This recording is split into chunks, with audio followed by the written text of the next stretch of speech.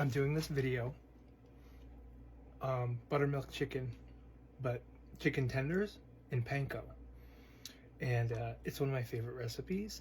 It's really delicious. It's really easy. And if you prepare enough for it, you get a great result. So, first thing is, we're gonna put a little bit of half and half in a bowl. Not too much, like maybe a half cup, if that. Maybe quarter cup, half cup, somewhere in there. Okay. Then I'm gonna pour a tiny bit of vinegar. Now you can buy buttermilk, obviously, but this is just so easy, and it's like no running out to the store to get something. You could use vinegar, you could use lemon juice, it doesn't matter. So I'm just gonna do a little dollop here and let that curdle a little bit, which sounds gross, but the reality is it tastes delicious. Okay. Now, let that swirl around a little bit. It's starting to get thick already, which is really nice. Oh, there it goes. It just changes over like instantly. It's great. So now we have that buttermilk in this bowl. I'm gonna take some chicken, and I like to buy whole breast and then cut it myself because I like the thought of, even though it's still chicken that's been, you know, whatever they've done to it, I'm the only one cutting it kind of into the cubes. I don't like getting pre-processed, double processed, quadruple processed. So I like to do the cutting up myself. So I do that, and it doesn't take too much effort, but we have people in this household who don't like that little chewy bits in chicken or any meat. So we have to make sure that we cut things and clean them properly, or we get in big trouble. Okay. Definitely like to cut these cubes. Tenderloins, I understand like the chicken tender craze, but the tenders are so nice because you get more surface area, which basically means more breadcrumbs, which means more deliciousness to me. Cutting these up. So just take a second, and once that's done, I'm gonna throw those in the buttermilk, which is totally perfect right now. And then after that, I'm gonna put a few extra things into the buttermilk for flavor, because buttermilk is great, but really you need a little bit more flavor to go with it so that you get like something a little bit more. I mean, we're going for flavor here. I'm not going for style and, you know, perfection. This is not 1984. So I'm gonna salt this quickly. I like Diamond Kosher crystal salt, so I just salt this really nice. And it seems like a ton of salt, but it's not. And mix it up so it all gets coated a tiny bit. And I realize that once I put it into the buttermilk, it's going to like dissolve and go into the buttermilk, but I just like to kind of pre-season this meat. Okay, so drop that in here. All right. Yucky. Okay, now what I want to do is add a couple things to this buttermilk. A little jalapeno that's kind of over-ripened. Not good for much else. So what I do is I cut this in half long way, and then again in half long way. So I get a good amount of surface area so that the oils in the pepper will actually come out and sort of flavor the food. Chuck those in. A couple cloves of garlic, just smashed with a knife. I don't really need to cut it because I don't want little bits in it. I want it whole so that I can take it out when I want to fry the chicken, or coat it and then fry it. So just smash it, make it mush. Chuck that in there. A little bit of fish sauce is great. It's just like seasoning that's like saline, kind of like a salty, briny flavor. But it's really nice with kind of anything, almost any kind of meat it goes great with. I do love this, which is nutmeg. So I buy the whole nutmeg. I don't buy the pre-cut or pre-ground. just put a little bit in here.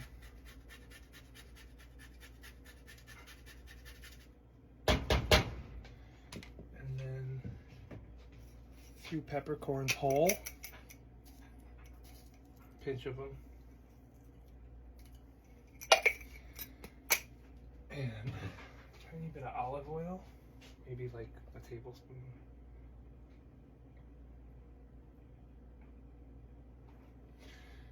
And then I just mix this up. Look how nice. Mix this up so everything has, you know, the pepper has oil in it, which is going to get into the base sort of like slurry of buttermilk, the garlic, the peppercorn, all that is going to start flavoring that chicken. The good thing about when you're marinating chicken is that it's such a, it loves to, it absorbs everything you put next to it. So you don't need this to go overnight or anything like that. This is literally like 15 minutes, half an hour. Take it out, and I'm going to show you the next step, which is basically let it drain slightly, put a little bit of flour on it, mix that up so that it's coated, put some egg, panko, fry, done. Super easy. I normally would cut up a lemon and put it in here, but I didn't realize that when I was at the store, I didn't have any, I didn't buy any, so we're gonna have to do without this time, but that's fine. We'll make it work. All right, we're back. So what I've done is I've taken the chicken out of the buttermilk and let it kind of, let any excess sauce drip off of it. And now what I want to do is, and I removed the garlic and the pepper and everything, so all that is gone. Now what I want to do is just do a little of flour over it. Takes about a half a cup or so. And then grind some nice pepper over.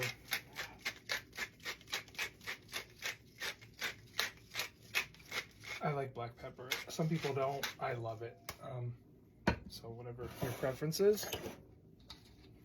And then what I'm going to do is just kind of coat this by getting underneath and just tossing it in this flour. It's going to get sticky and a little bit battery, but if that's the case, you can always add a little bit more flour to make it less sticky, but this should be about right. If it's not, that's okay. There's always another day. Yeah, it's a little sticky, but it's fine. That'll work.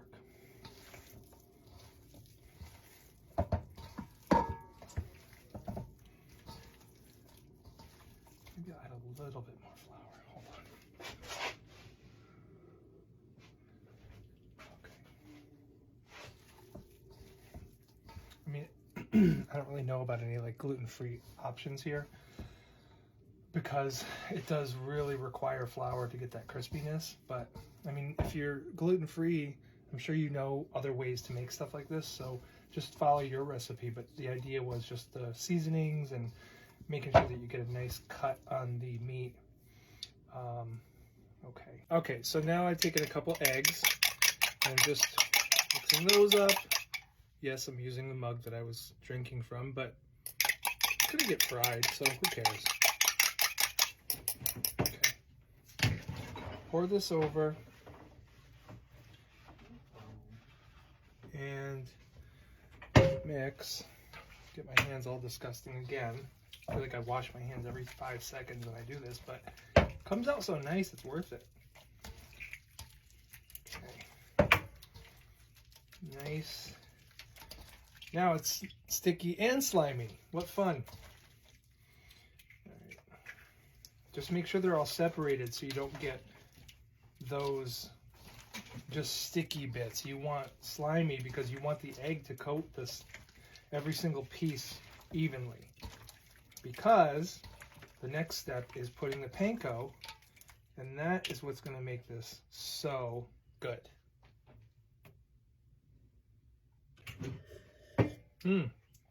Okay, now what I have is a bowl of panko, and I like to add some oregano to this, dried, just a little extra flavor. It's nice.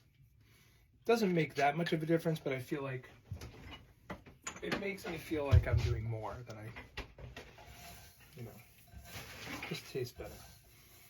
So mix that in, take the chicken piece by piece, which is tedious, but in the end, you're gonna thank yourself for doing this because the coating is so even. So what I do is I have one wet hand and I have one dry hand. I think I learned this from Arthur Stewart. But I make sure that I press down into the crumbs, and then when you shake it, go upside down so everything falls through. You end up with a perfect coating on these. And then I just put them on top of a cutting board, and that cutting board will allow the egg mixture and the flour to bind and the little coating to really get, you know, kind of really stuck to the chicken, which is great because the last thing you want to do when you're frying something is have all the batter or all of the coating fall off and you end up just having a pan full of burnt shards of, you know, breadcrumbs. So this takes a couple extra minutes, but I promise it is 100% worth it because all those pieces get so nice. It's all just individualized and it's great. So let me carry on and finish this and we'll get back. Okay, well I managed to overheat my oil right away, but it should be okay because I'm going to put a few pieces of the chicken in. So what I've done is I laid all the chicken out, heated the oil, just plain canola oil. That's my favorite because it has the lowest smoking point basically for like inexpensive oils. And then I throw a little piece of citrus and a little, you know, part of a jalapeno into the oil when I'm cooking because that oil that's in both of those things is going to season the chicken. It's so nice. I promise. So here we go. Let's get frying here. It's way too hot, but as I add the chicken in, the temperature is going to drop pretty quickly because the pieces are big. I was able to get almost 40 pieces out of 2 chicken breasts. That's not terribly normal because normally the chicken breasts are smaller. These were gigantic. I'm not sure why. Some kind of monstrous chicken was around. But this is perfect because I just use like a chopstick and a whatever, wooden spoon. And I love these silicone little, we used to call them nose pickers when I was a kid. So you can tell that this is way too hot because it's already coloring, but I'm gonna throw this lemon and a piece of pepper in here. And then I'm gonna spin these around a little bit just so they cook a little bit more evenly. And those oils that are in the lemon and that pepper are going to basically infuse into the breadcrumbs, and they're going to taste amazing. Now the trick is, to me, I think, very important part that a lot of people forget is don't cook this and put it on a plate and serve it. What I always do is I cook it, I put it on a tin with a piece of paper towel, and I put it in the oven at low. This is at like 175 for like 10 to 15 minutes. And that's kind of like, it evens out the flavor and I think actually the texture of the chicken, and it actually kind of is like an insurance policy for if you undercooked it at all. Works perfectly, I promise you. Let's start turning these because they are frying quickly.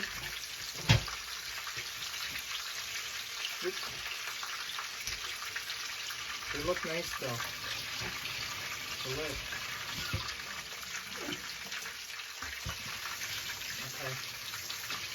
Okay. Be sure not to throw the lemon slice in before the chicken, or you're going to have an explosion. Do the chicken first, get that oil going, and then throw that lemon in. Seems to work a little bit better for me.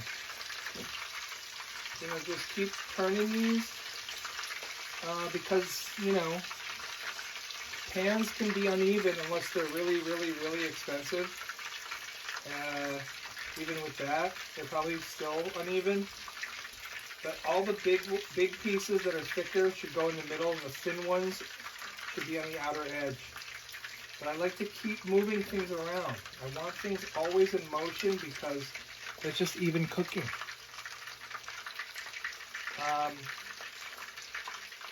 Yeah, these are getting real nice.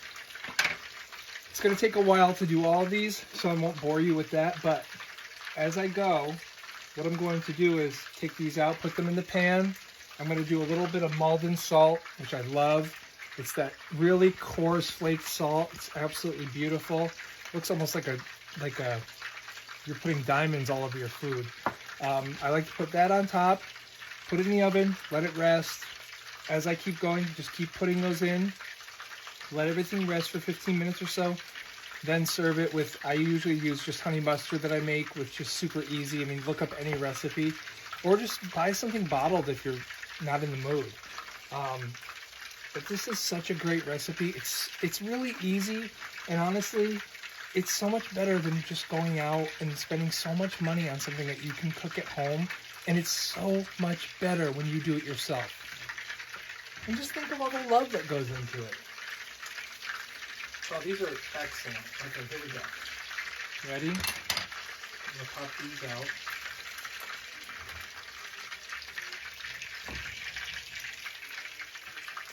Do you not want to eat this right now? Oh my God, I'm salivating. This looks so good. What? I'm talking to my video. I always get these interruptions. It's so funny. What? Everybody thinks I'm having a freak out attack or something, but it's just me talking. All right, salt. Love this stuff. Maldon. Put a little bit of Maldon on here. And then in the oven. Look at this. Delicious. Let's keep going.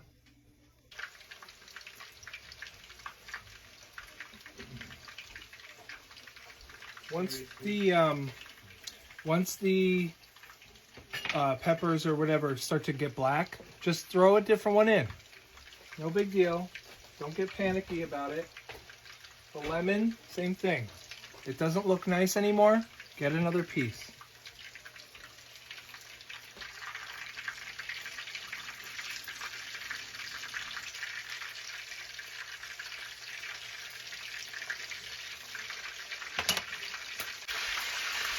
Not too high. We'll go that down a little bit. Nice. That's getting good. It's getting good.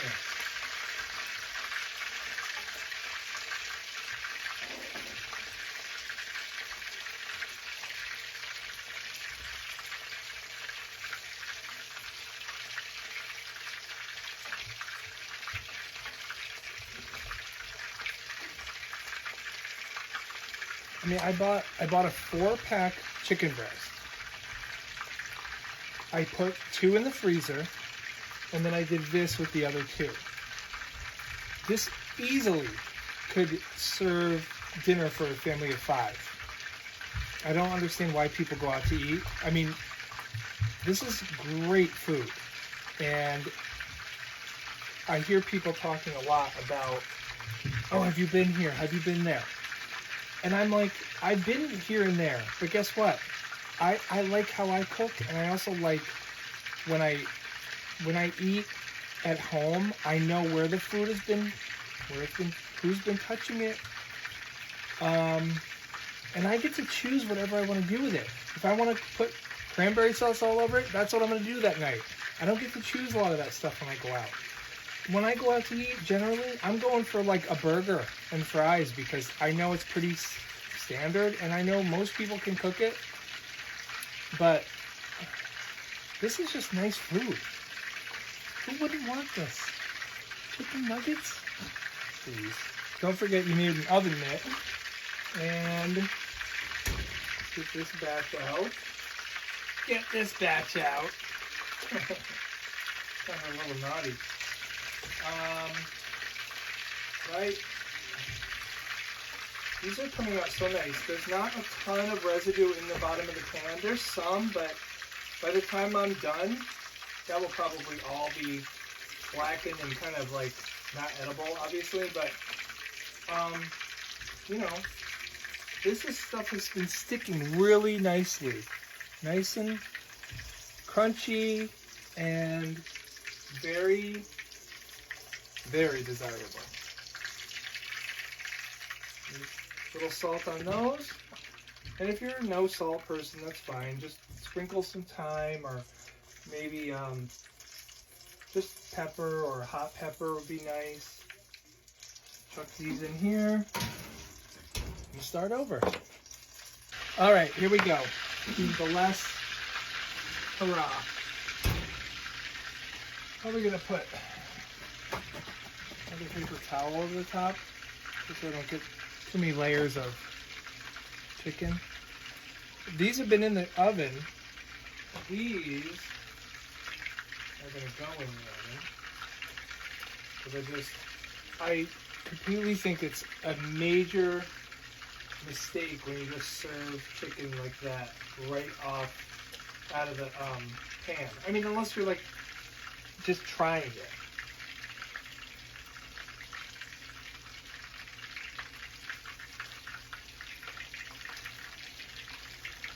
This is great stuff. So tasty. And yeah, I don't eat this every night, but when I want fried chicken, this is the way to go.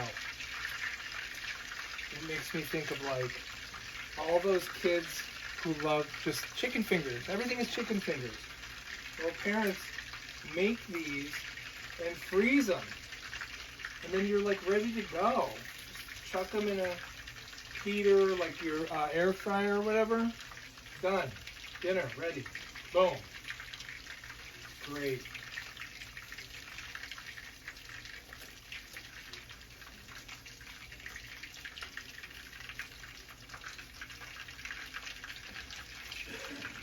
I love these. Okay.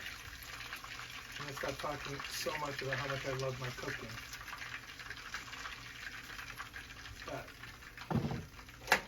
That. Love the heat. Still sizzling. A little bit of salt. And then they're going right back in the oven. And I already made some honey mustard.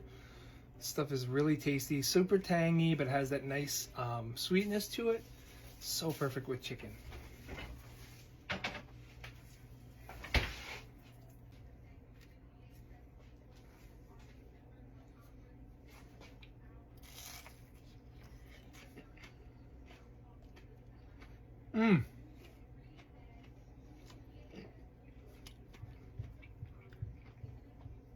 Make these and tell me what you think.